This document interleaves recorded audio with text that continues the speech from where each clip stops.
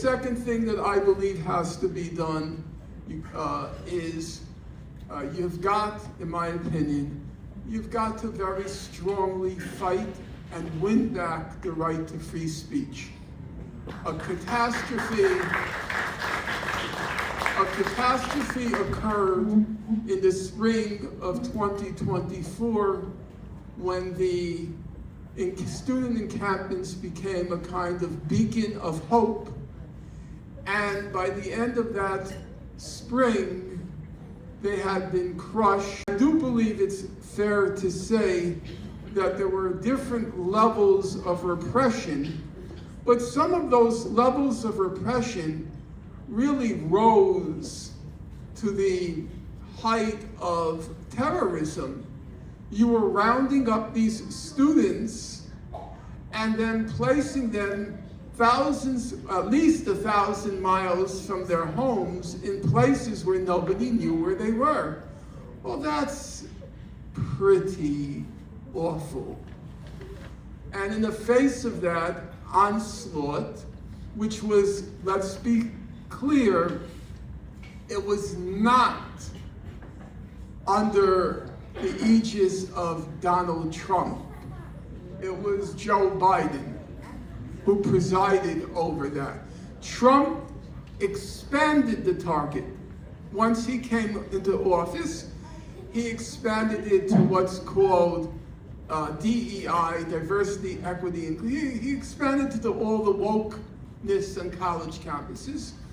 But it started under Biden, and I think right now, if I were a student group or a young person, because it's not just students, I think the right slogan right now is free Gaza, free speech.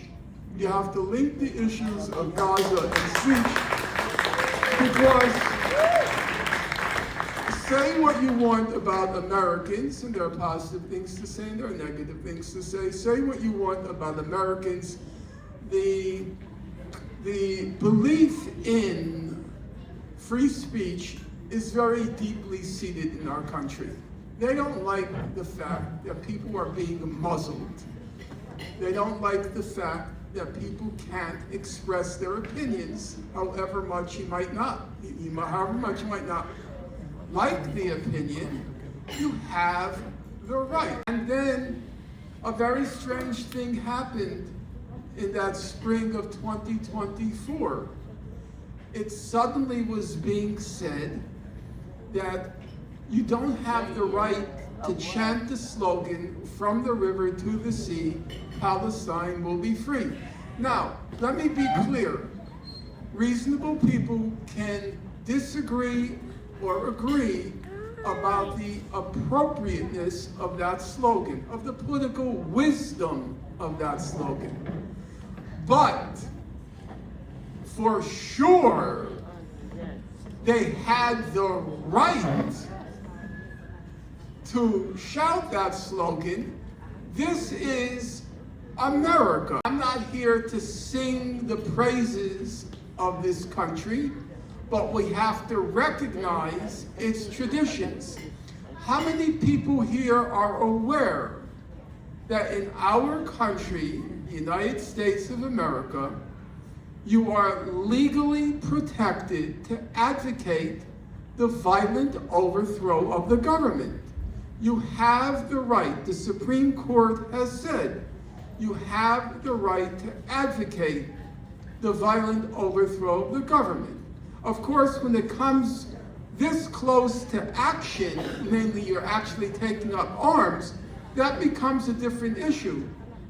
But you have the right. In our country, the US of A, the Supreme Court has ruled you have the right to burn the American flag. This is our country. These are our rights.